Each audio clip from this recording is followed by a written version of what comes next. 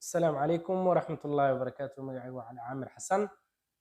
وسو دوادا مركلة iyo muuqaal cusub sidaan wada ognahay waxaa baraha caafimaadka ama meel kastoo caafimaad ama guryaha la dhigtaa adeeg la yiraahdo hand washing ama hand sanitizer dabcan waqtiga aad wadankeena maxaa la dhahaa aadka looga isticmaali jiray ama xataa ganacsi ahaan oo aad u socday qalabka gacmaha lagu dhaqdo wuxuu ahaa xilligii 2019kii oo koronihii waxaan jeclahay inaan qodobo muhiim ah aan kasoo gudbiyo waxa la yiraahdo hand washingka sida caadiga ah ilaa iyo 10 qodob ama ugu badnaan 12 qodob ayaa hand washingka lagu sheegaa oo maxaa la dhahaa oo waliba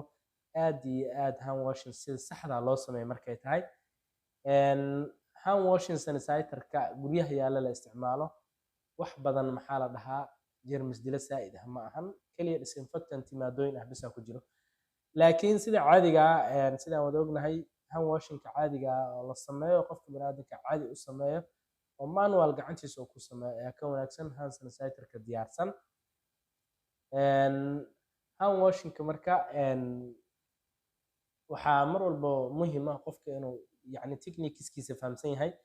ama farsamooyinka ama qaababka loo sameeyo uu fahamsan yahay ilaa 12 qodob ayaan halkan kusoo gudbin doonaa oo loo isticmaalo maxaa la dhahaa hand washingka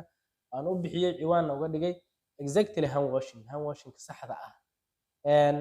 hand washingka saxda ah step ugu horeeya wuxuu yahay marka hore gacmaha qoy biyo ku qoy gacmahaaga biyo ku soo qaado oo biyo ku qoy marka gacmaha biyo ku qoydo markaas kadib haddana waxaad ku shubaysaa biyaha iyo saabuun ku filan gacmahaagii saabuun iyo biyo ku filan gacmaha dhammaan oogada sare ee gacmaha isticmaal oo ku shub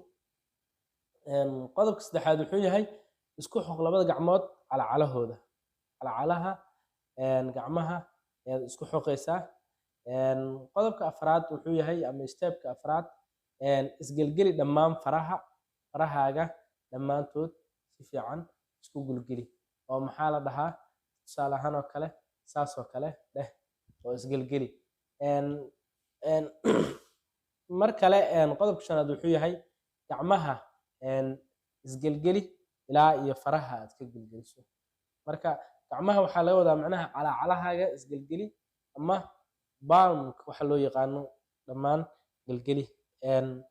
sidoo kale qodobka lixaad wuxuu yahay isgelgeli dhammaan calacalaha adigoo gaarsiinaya faraha afkooda tusaale ahaan oo kale saas inaad tiraaho oo farihii asaan tiraaho saas aad tiraaho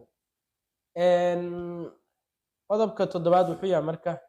xoq macnaha xoqitaan raab wax la yiraahdo inaad sameyso raab inaad sameyso xoq oo ku wareeji calacalaha suulka midda midig iyo midda bidix adigoo xoqaaya inaad saan tiraaho saan raab aad sameyso sidoo kale qodobka sideedaad dabcan wuxuu yahay ama stepka sideedaad xoq oo ku wareeji qaybta hore ee gacmaha sidoo kale iyo midda midig iyo midda bidix soo marka isku celceli mar kale saan soo dheh oo saan iskugu celceli adigoo haddana sidii kale palmka isku celcelinaysid